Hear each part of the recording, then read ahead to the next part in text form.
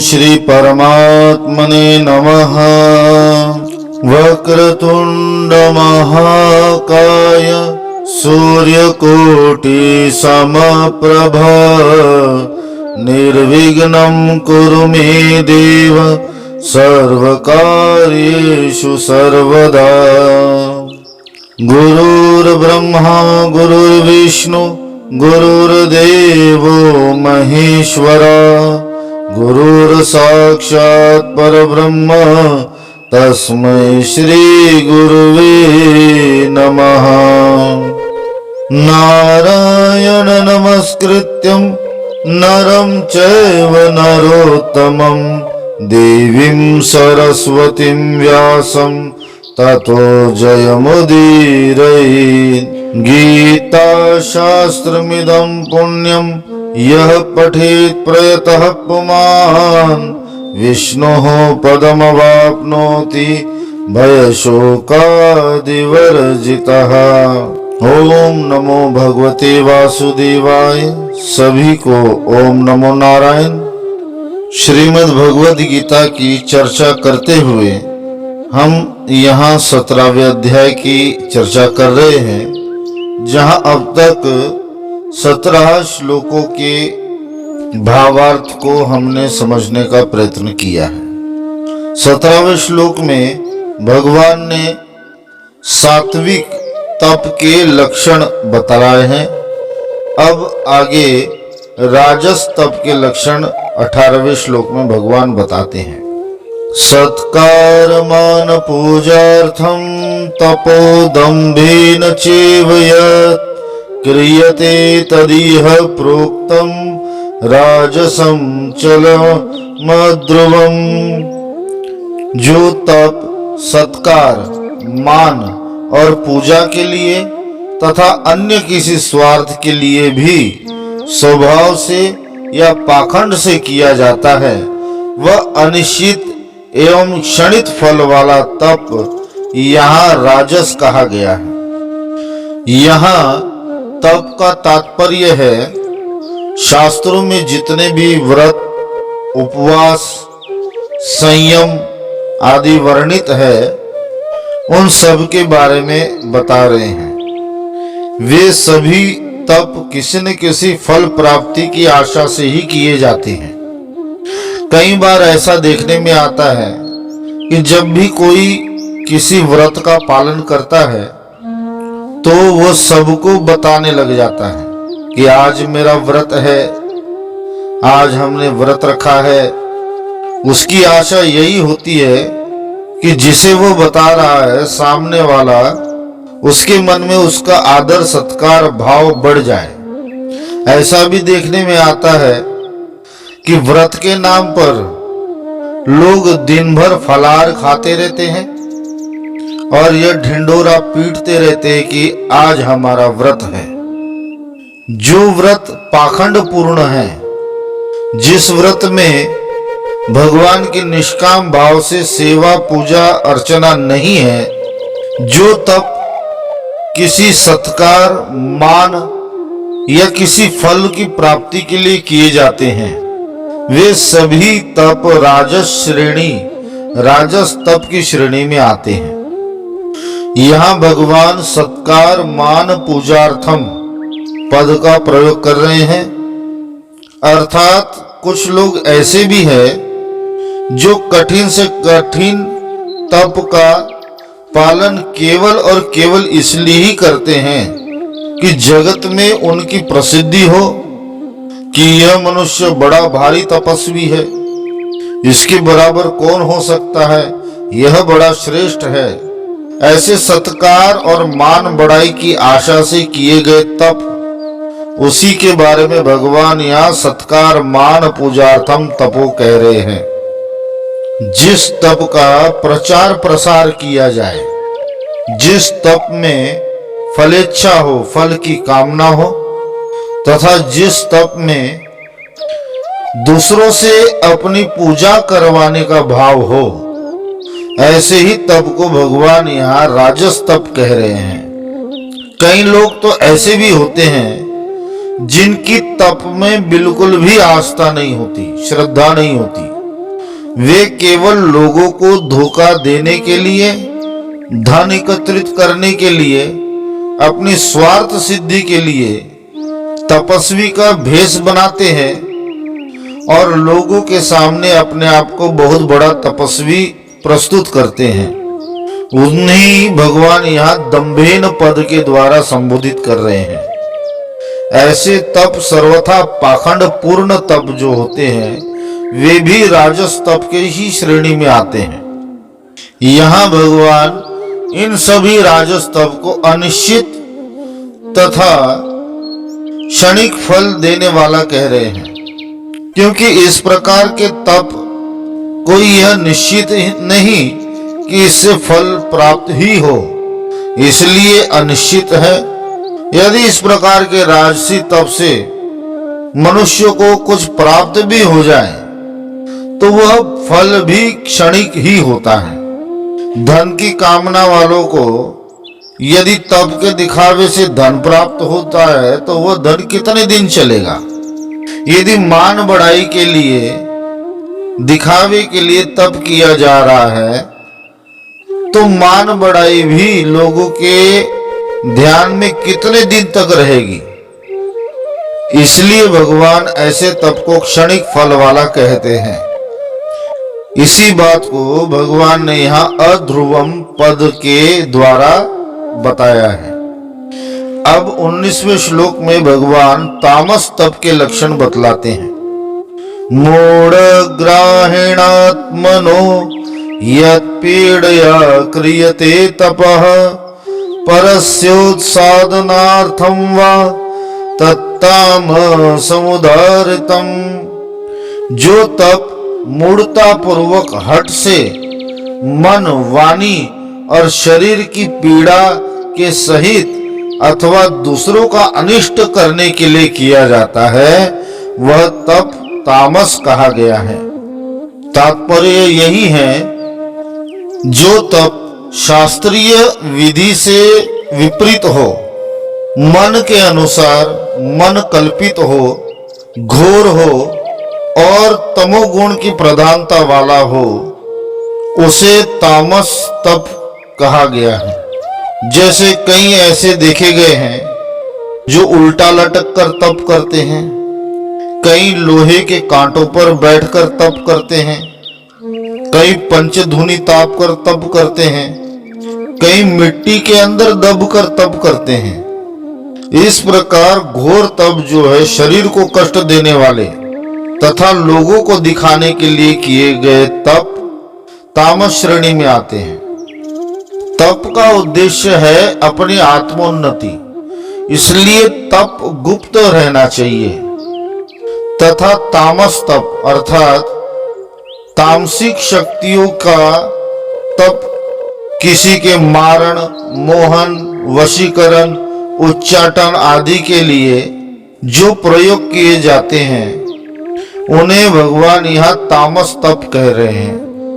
तथा भगवान यहाँ मूढ़ ग्राह भी कह रहे हैं, अर्थात तप के वास्तविक स्वरूप को ना समझकर किसी भी मन कल्पित क्रिया को तप समझकर, तप मानकर हठ पूर्वक उसे करना, उसे ही मूढ़ ग्राह कहते हैं, यानी मूर्खतापूर्ण तप भगवान कहते हैं।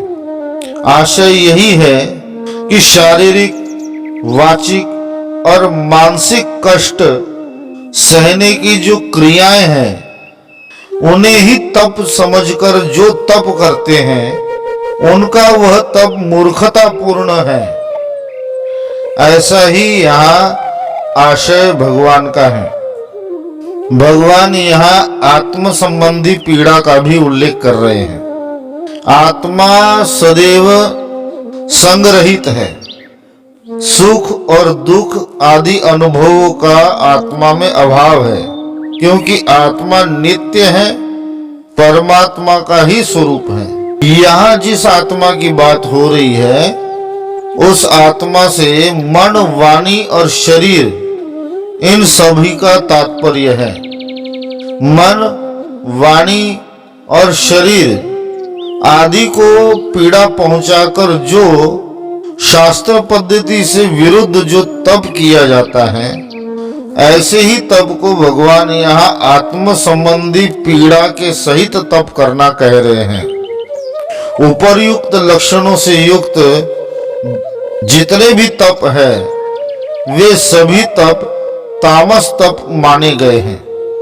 इस प्रकार 3 श्लोकों में भगवान ने सतोगुण के लक्षण वाला तप, रजोगुण के लक्षण वाला तप और तामस तप, इन 3 प्रकार के तप के बारे में भगवान ने बताया। अब भगवान 3 प्रकार के दान भेद के लक्षण बताते हैं। 20वें श्लोक में सात्विक दान के लक्षण भगवान बता रहे हैं। दातव्यमिति यद्दानम दीयते नुपकारिणे देशे काले च पात्रे च तद्दानम सात्विकम स्मृतम। दान देना ही कर्तव्य है। ऐसे भाव से जो दान देश तथा काल और पात्र के प्राप्त होने पर उपकार न करने वालों के प्रति दिया जाता है, वह दान सात्विक कहा गया है। जिस प्रकार भगवान ने पूर्व में बताया कि सात्विक तप उसे कहते हैं जो निष्काम भाव से किया जाए, तो वही यहाँ भी कह रहे हैं कि सात्विक दान उसे ही कहते हैं जो निष्काम भाव से किया जाए। शास्त्रों में वर्णित अपने वर्ण, आश्रम और परिस्थिति के अनुसार दूसरों की सेवा में अपने आप को लगाना ही मनुष्य का परम कर्तव्य है। यदि सामर्थ्य होने पर भी मनुष्य दूसरों की सहायता नहीं करता, दूसरों की सेवा नहीं करता, तो वह अपने मनुष्य धर्म से गिरता है। जो दान केवल अपना कर्तव्य समझकर दिया जाता है, जिस दान से उसे किसी भी फल की आकांक्षा नहीं होती, जो दान गुप्त दिया जाता है, वही दान पूर्ण सात्विक है। यहाँ भगवान देश कालेच पात्रेच का वर्णन कर रहे हैं। उदाहरणार्थ, जिस देश में अर्थात जिस स्थान में जिस समय अकाल पड़ा हुआ हो, सूखा हो, लोग अन्न के दाने के लिए तथा जल के लिए भी तरस रहे हो, वही समय और वही स्थान दान के लिए परम उपयुक्त है। ऐसी जगह अपने सामर्थ्य का अनुसार कर्तव्य समझकर दान के लिए तत्पर रहना चाहिए। दान के लिए किसी विशेष तीर्थस्थल की आवश्यकता नहीं है, किसी विशेष पर्व काल की आवश्यकता नहीं है। शास्त्रों में कहा गया है, कुरुक्षेत्र, हरिद्वार, मथुरा, काशी आदि जो तीर्थ क्षेत्र है, वहां दान करने से अनंत गुना फल प्राप्त होता है। तथा पूर्णिमा, अमावस्या, संक्रांति, एकादशी ऐसे जो पुण्य समय है, पुण्य काल है, इसमें दान देने से अनंत गुना फल की प्राप्ति होती है। परंतु सात्विक दान उसे ही कहते हैं जो किसी फल की प्राप्ति के इच्छा के बिना किया जाए। जहां दान और सेवा की आवश्यकता हो, वहां बिना किसी फल की कामना के दान और सेवा की जाए। उसी को भगवान यहाँ देश कालेच पात्रेच के द्वारा बता रहे हैं। देश काल का निश्चय करके दान का सुपात्र कौन है? जो अभावग्रस्त है, भूखा है, प्यासा है, नंगा है, दरिद्र, रोगी, अनाथ, भयभीत, अन्न, जल और वस्त्र से रहित, आर्तजन, ये सभी दान के सुपात्र हैं।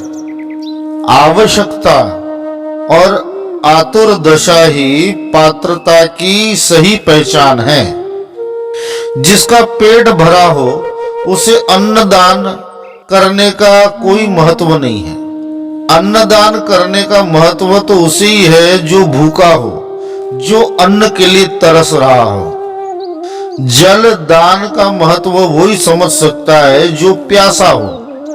जिसे प्यास लगी ही ना हो उसे कितना भी शीतल जल दान कर दो, वह उसके महत्व को नहीं समझता।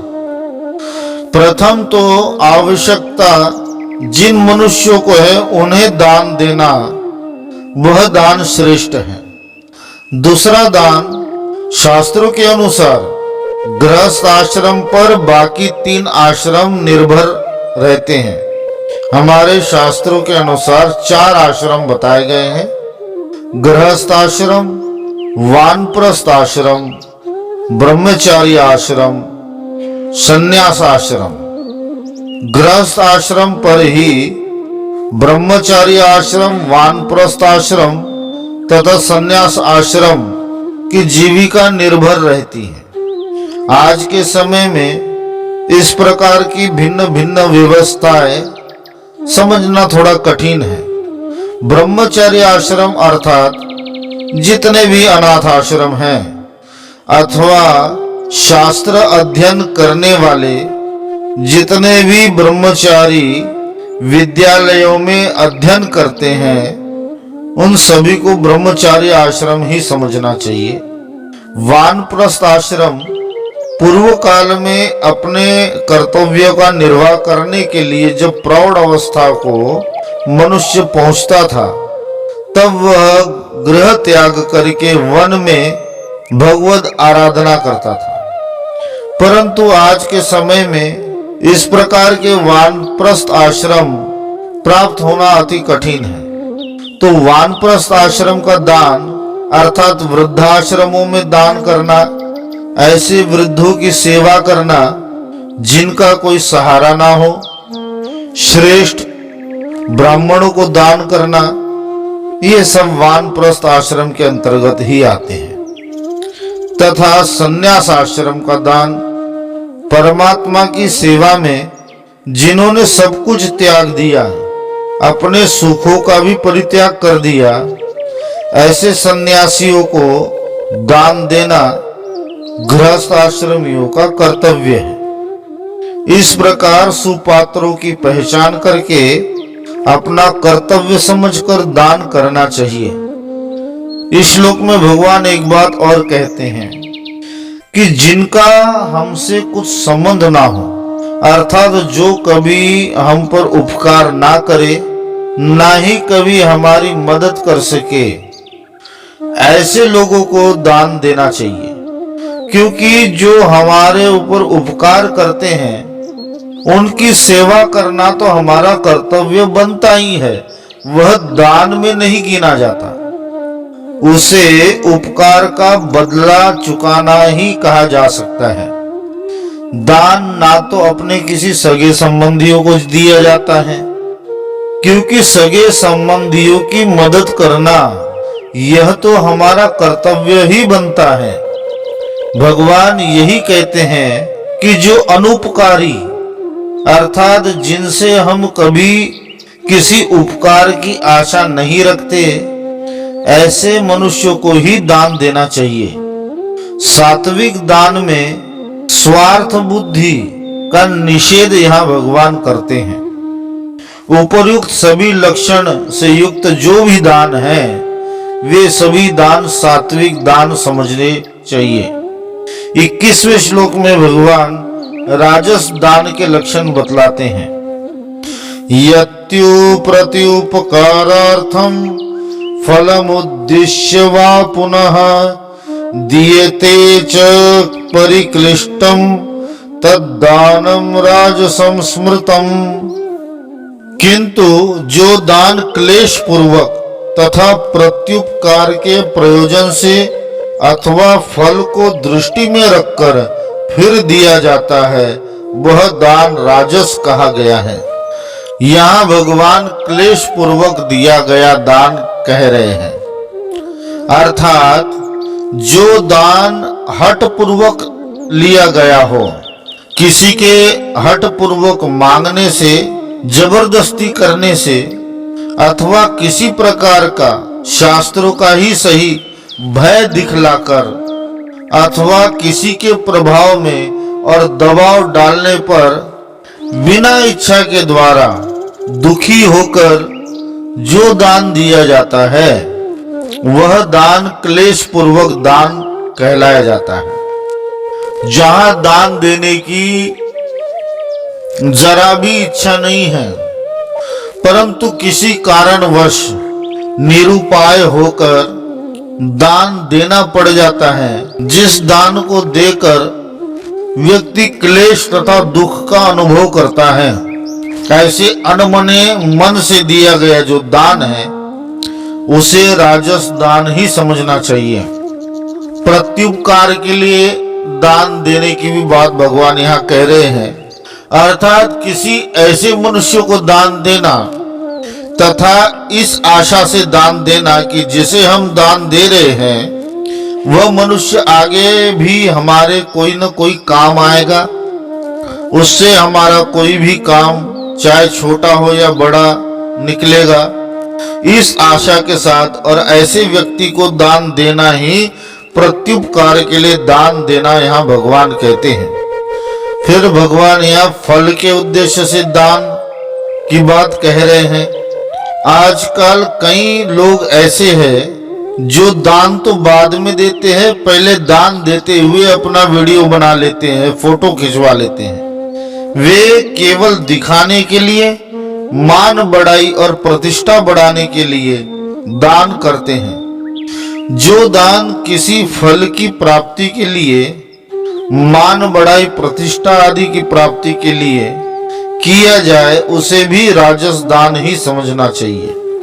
कई दान ऐसे होते हैं जो स्वर्ग आदि लोकों की प्राप्ति के लिए तथा श्रेष्ठ गति के लिए किए जाते हैं। जैसे उदाहरणार्थ देखा गया है कि मरणासन्न व्यक्ति के हाथों उसे स्वर्ग आदि की प्राप्ति के लिए दान किया जाता है। ऐसा दान भी राजस दान की ही श्रेणी में आता है। राजस दान के बारे में बताकर अब 22वें श्लोक में भगवान तामस दान के लक्षण बतलाते हैं। अदेश काले यद्दानम अपात्रेभ्यश्च दीयते असत्कृतम अवज्ञातम तत्तामसमुदारितम। जो दान बिना सत्कार के अथवा तिरस्कार पूर्वक अयोग्य देश काल में और कुपात्र के प्रति दिया जाता है वह दान तामस कहा गया है। यहाँ भगवान बिना सत्कार के तिरस्कार पूर्वक दान के बारे में कह रहे हैं। कई बार ऐसे मनुष्यों को देखा जाता है कि यदि घर में कोई किसी दान के लिए आया हो तो वे उन्हें दान तो देते हैं परंतु बड़े रूखे स्वर से, ना ही दान लेने वालों को बिठाते हैं, ना ही उनकी कुशल क्षेम पूछते हैं, ना ही उन्हें जल आदि पिलाते हैं, ना ही उनका कोई आदर सत्कार करते हैं। रूखे मन से और अपने आप को श्रेष्ठ तथा दान लेने वाले को नीच और गौण दिखाकर बिना सत्कार के जो दान दिया जाता है उसी के बारे में भगवान यहाँ असत्कृत अर्थात बिना सत्कार के दिया गया दान कह रहे हैं। कई लोग तो ऐसे भी होते हैं जो दान देने वाले का मजाक उड़ाते हैं, उनका उपहास करते हैं, उन्हें अपमानित करते हैं, कड़वे वचन बोलते हैं, 10 बात खरी खोटी सुनाते हैं और फिर दान करते हैं। ऐसे दान को भगवान तिरस्कार पूर्वक दिया जाने वाला दान कह रहे हैं। तथा भगवान यहाँ उपयुक्त देश काल न जानकर दान करने की बात कह रहे हैं। यहाँ ऐसा उदाहरण समझना चाहिए कि मलेच्छ देश में गौ का दान कर देना। यदि ऐसे मलेच्छ देश में गौ का दान किया जाए तो सबको ज्ञात है मलेच्छ जन गऊ के साथ क्या करते हैं, यहाँ उस बात को बोलने की आवश्यकता नहीं है। जिस देश में हमारे दिए गए दान का दुरुपयोग हो, ऐसे देश में दान कदापि नहीं करना चाहिए। तथा यहाँ कुपात्रों को भी दान न देने की बात भगवान कह रहे हैं। दान के लिए कुपात्र कौन? जो दूसरों की निंदा करता हो, पाखंड हो, छल कपट से जो केवल दान प्राप्त करने के लिए साधु भेष बनाया हो, जो पर धन हरने वाला हो, मदिरा मांस आदि अभक्ष्य वस्तुओं का सेवन करने वाला हो, जो चोरी करने वाला हो, व्याभिचार करने वाला हो, नीच कर्म करने वाला हो, ऐसे कुपात्र को दान देना नरक के द्वार की ओर ही ले जाता है।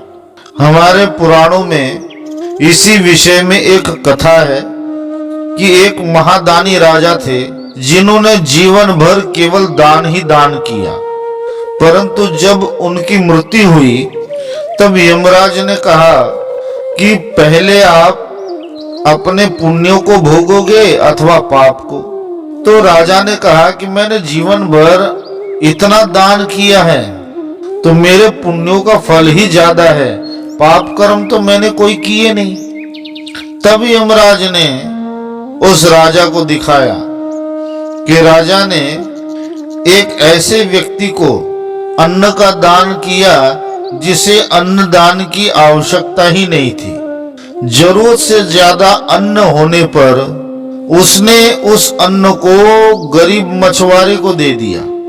मछुआरे ने उस अन्न को पीसकर छोटी छोटी गोलियां बनाकर अपने जाल में लगा लिया और उस जाल से मछलियां पकड़ी, जिससे असंख्य मछलियों की हत्या हुई। तो उन मछलियों की हत्या का दोष उस राजा को भी लगा। इसलिए दान देने से पूर्व सुपात्र और कुपात्र इस भेद को जान लेना अत्यंत आवश्यक है। इसी प्रकार भगवान सात्विक दान, राजस दान और तामस दान के भेद के लक्षण भगवान ने यहाँ बताए हैं। आज के लिए इतना ही। हरिओम तत्सत। ओम नमो भगवते वासुदेवाय।